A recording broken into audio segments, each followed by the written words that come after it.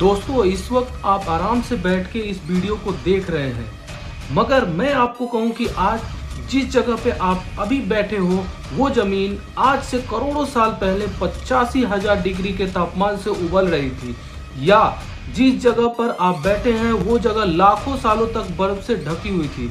ये दोनों बातें सच है। इस 15 मिनट के वीडियो में आप पृथ्वी के 450 करोड़ साल का सफर को देखने वाले हैं। तो चलिए शुरू करते हैं।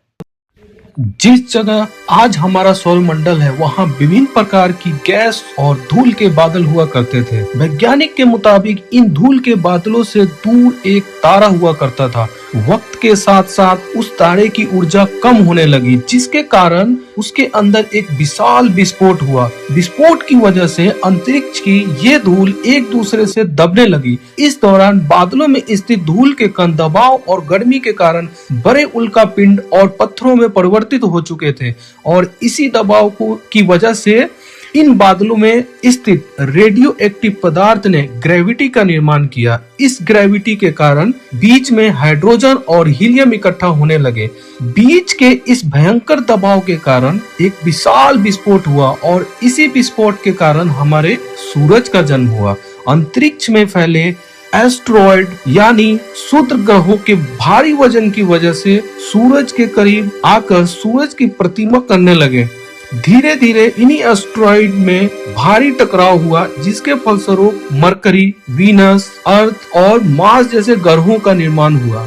वैज्ञानिक के मुताबिक उस वक्त पृथ्वी और मार्स से यानी मंगल ग्रह के बीच टिया नाम ग्रह सूरज की परिक्रमा करता था। पृथ्वी पर ग्रेविटी होने की वजह से सूरज की परिक्रमा करने वाले एस्टेरॉयड अब पृथ्वी की परिक्रमा करने लगे, और धीरे धीरे करोड़ों फलों तक ये पृथ्वी पर गिरते रहे। और ऐसी घटना हमारे पड़ोसी ग्रह थिया पर भी हो रही थी, जिसके कारण थिया पृथ्वी और करीब आने लगे, आकर पृथ्वी से टकरा गया। इस भयंकर टकराव की वजह से पृथ्वी के हिस्से कणों के रूप में अंतरिक्ष में फैल गए और एक रिंग्स की तरह पृथ्वी की प्रतिमा करने लगे। इन्हीं परिक्रमा करते हुए कणों में टकराव होने लगा, जिस कारण हमारे चांद का निर्माण हुआ। उस वक्त पृथ्वी पर सिर्फ एक ही समुद्र हुआ करता था, और वो था 1900 डिग्री सेल्सियस की तापमान का उबलता हुआ लावे। उबल रही थी वो सारी चीजें जिसे आज आप अलग अलग नाम से जानते हैं। वक्त के साथ साथ पृथ्वी धीरे धीरे ठंडी हो रही थी, जिसके कारण पृथ्वी के भारी तत्व जैसे धातु और रेडियो एक्टिव पदार्थ पृथ्वी के केंद्र में जाकर इकट्ठा हो गए, और हल्के पदार्थ पृथ्वी की सतह पर आ गए। लाखों सालों तक पृथ्वी पर उल्कापिंडों की बरसात हुई, और इन गिरते हुए उल्कापिंडों में जमा था नमक, मिनरल और पानी। करोड़ों साल तक इन उल्कापिंडों की बरसात होती रही, और धीरे धीरे पृथ्वी की ऊपरी सतह पानी से ढकने लगी।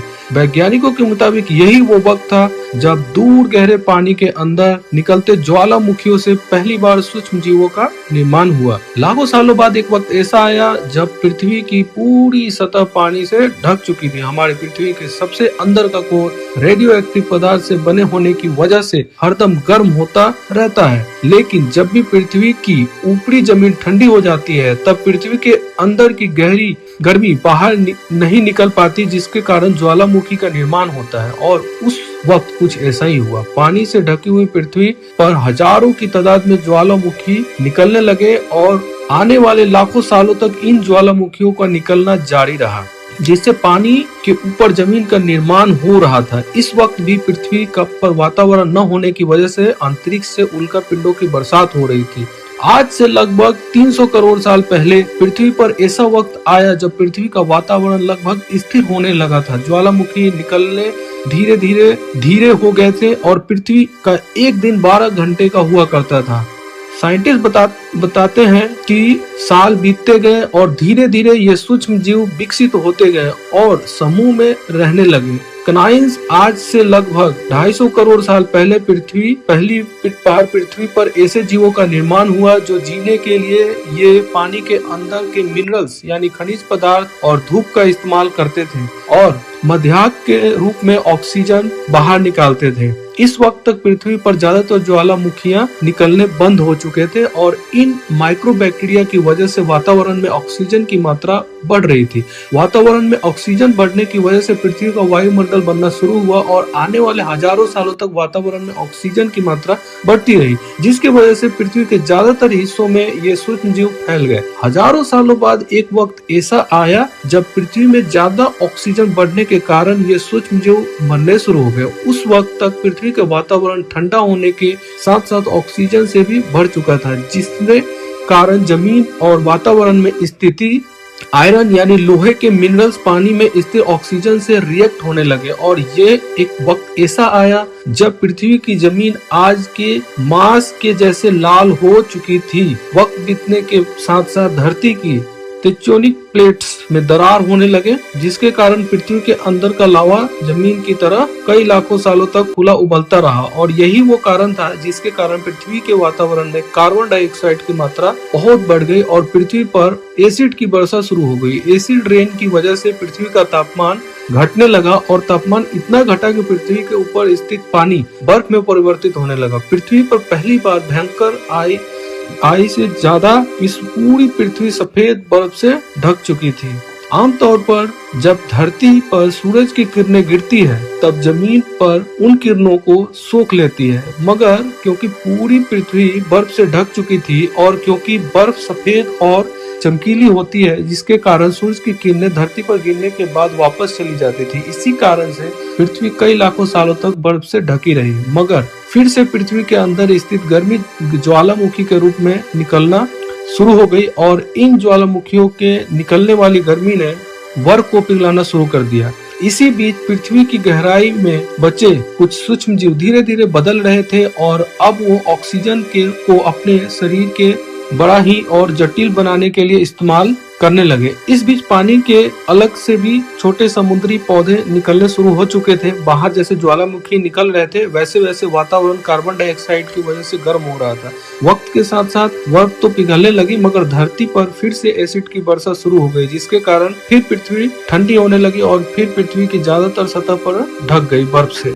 ऐसा बार बार कई हजारों सालों तक होता रहा और इसी कारण से अब समुद्री जीवन धीरे धीरे वातावरण के हिसाब से विकसित हो रहे थे। इस बीच कई सारे जीव और समुद्री जंगल विलुप्त हो गए, मगर जो बच गए वो धीरे धीरे पृथ्वी के बदलते तापमान के हिसाब से ढलते गए और अब हजारों सालों बाद समुद्र पेड़ बर्फ की वजह से पूरी तरह से मरते या सूखते नहीं थे। अब सूक्ष्म जीव समुद्री जीव बन चुके थे। जब फिर से ज्वालामुखिया ने पृथ्वी की बर्फ को पिघलाना शुरू किया तब ये समुद्री पेड़ जल्दी विकसित होकर फैल गए। धीरे धीरे वातावरण में ऑक्सीजन की मात्रा बढ़ने लगी और पृथ्वी पर होने वाले एसिड की वर्षा कम होने लगी। वातावरण में ऑक्सीजन आने की वजह से पृथ्वी की ओजोन लेयर्स मोटी होने लगी और आज से लगभग 47 करोड़ साल पहले पृथ्वी की ऊपरी सतह पर पहली बार मोसोस नामक प्लांट उगना शुरू हुआ। वक्त के साथ साथ जमीन पर अलग अलग प्रकार के पौधे और पेड़ उगना शुरू हुए। एक वक्त ऐसा आया जब जमीन के थपेरों की लंबाई 80 से 100 फीट जितनी या आज के 5 से 6 मंजिला बिल्डिंग जितनी ऊंची हो चुकी थी। ये वक्त था जब समुद्री जानवर समुद्र से बाहर निकल रहे थे और जमीनी जानवर से परिवर्तित हो रहे थे। धरती की ज्यादातर जमीन एक जगह इकट्ठी हो चुकी थी, जिसकी वजह हम पेंजिया महाद्वीप के नाम से जानते हैं। पृथ्वी का वातावरण और तापमान लगभग स्थिर हो चुका था और अब करीब 21 से 23 घंटे का दिन हुआ करता था। अब समुद्री जीव पानी से बाहर रहने लगे थे और वातावरण के हिसाब से उनके शरीर का रंग रूप बदल रहा था। धीरे धीरे ये जमीनी जानवर डायनासोरस में परिवर्तित हो गए। जिन डायनासोरसों ने पेड़ पौधे खाने शुरू कर दिए उनका शरीर लंबा और विशाल रूप से विकसित होने लगा। कुछ डायनासोरस शिकार किया करते थे, जिसके कारण वे छोटे और तेज होते चले गए। पृथ्वी की ऊपरी जमीन एक जगह इकट्ठा होने के कारण ज्यादा जमीन रेगिस्तान और बंजर हो चुकी थी। ज्यादातर जंगल समुद्र के करीब हुआ करते थे, जिसमें डोनल सोर्स रहा करते थे। आज से लगभग 20 करोड़ साल पहले पांजिया महाद्वीप टूटना शुरू हो गया। पांजिया के विभाजित होने की वजह से पृथ्वी के ज्यादातर ऊपरी जमीन पानी के संपर्क में आने लगी, जिसके फलस्वरूप पृथ्वी पर हरियाली बढ़ती गई, जिस वजह से डायनासोर्स और ज्यादा विभिन्न और विशाल होते चले गए। डायनासोरस ने आने वाले लगभग 20 से 30 करोड़ साल तक पृथ्वी पर राज किया। उस वक्त डायनासोरस समुद्र से लेकर जमीन और आसमान तक पूरी पृथ्वी पर राज किया करते थे। इस दौरान अफ्रीका में टूटा भारत सीधे आकर आज के तिब्बत से टकराया और इस टकराहट की वजह से हिमालय का निर्माण हुआ। आज से लगभग 65 करोड़ साल पहले पृथ्वी की तरफ आज से माउंट एवरेस्ट से भी बड़ा लगभग 45 लाख करोड़ किलो जितना वजनिया उल्का पिंड लगभग 80,000 किलोमीटर प्रति घंटा की स्पीड से पृथ्वी की तरफ आ रहा था।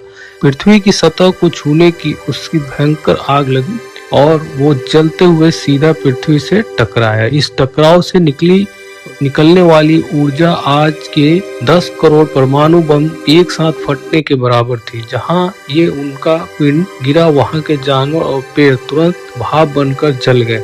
गिरते ही पृथ्वी पर पूरी तरह धूल फैलने लगी, समुद्र में भयंकर बाढ़ आने लगी, भूकंप और आग ने पृथ्वी को जलाना शुरू कर दिया। कुछ ही घंटों में पूरी पृथ्वी के वातावरण में हानिकारक गैस और धूल की वजह से पृथ्वी नर्क हो चुकी थी। डायनासोरस ओटन आग और भूखमरी से पूरी तरह से समाप्त हो गए। इस वक्त हमारे पूर्वज जमीन के अंदर रहा करते थे, जिसके कारण वो इस विशाल प्रलय से बच गए। पृथ्वी का वातावरण पूरी तरह से काला और अंधेरों से घिर चुका था, जिसके धूप भी जमीन तक नहीं पहुंच पा रही थी। पृथ्वी के पेड़ और ज्यादातर जानवर विलुप्त हो गए।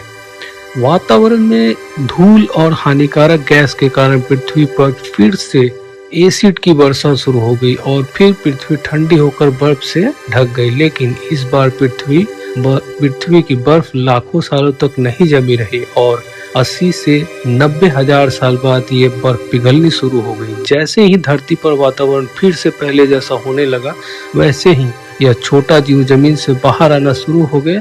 उस वक्त पृथ्वी की बर्फ पिघलनी शुरू हो गई थी, जिसके कारण अफ्रीका में घने ठंडे जंगल हुआ करते थे और इसी बीच यह जमीनी जीव बंदरों में परिवर्तित हुए। मगर जैसे जैसे पृथ्वी गर्म होने लगी, वैसे वैसे अफ्रीका के ये जंगल सूखने लगे। जंगल के चीजें खाने वाले बंदरों को खाने की कमी होने लगी। खाने की तलाश में इन बंदरों ने अपने पैरों पर चलना शुरू कर दिया, जिससे उनके दूसरे जानवरों के शिकार करने में मदद मिलती थी। धीरे धीरे बंदर एप्स यानी वानर में परिवर्तित हुए। खाने की तलाश में ये एप पृथ्वी के दूसरे हिस्सों में फैलने लगे और धीरे धीरे उनके शरीर का रंग रूप वहाँ के मौसम के हिसाब से बदलता गया। वक्त के साथ हम आदिवासी बने, हमने हथियारों से लेकर आग का आविष्कार किया। हम धीरे धीरे इंसानों के रूप में विकसित हुए। हमने धर्म से लेकर परिवार, भाषा और संस्कृति का निर्माण किया और वक्त के साथ साथ हम विकसित होते चले गए और आज हम इस पृथ्वी के सबसे विकसित प्रजाति बन चुके हैं। पृथ्वी को आज के जैसे बनने में लगभग 45 करोड़ साल का वक्त लगा है और हमें एक छोटे जमीन पे रहने वाले जानवर से इंसान बनने में कई लाखों सालों का, मगर हमने इन 100 सालों में जितना पृथ्वी को गंदा और तबाह किया है, उतना आज तक किसी भी प्रजाति ने नहीं किया होगा। हम फिर से धरती को गर्म कर रहे हैं और कार्बन डाइऑक्साइड की मात्रा बढ़ा रहे हैं। वैज्ञानिक का मानना है कि पृथ्वी पर फिर से विशाल परिवर्तन होने वाला है। भविष्य में पृथ्वी कैसी होगी जानने के लिए हमारी अगली वीडियो को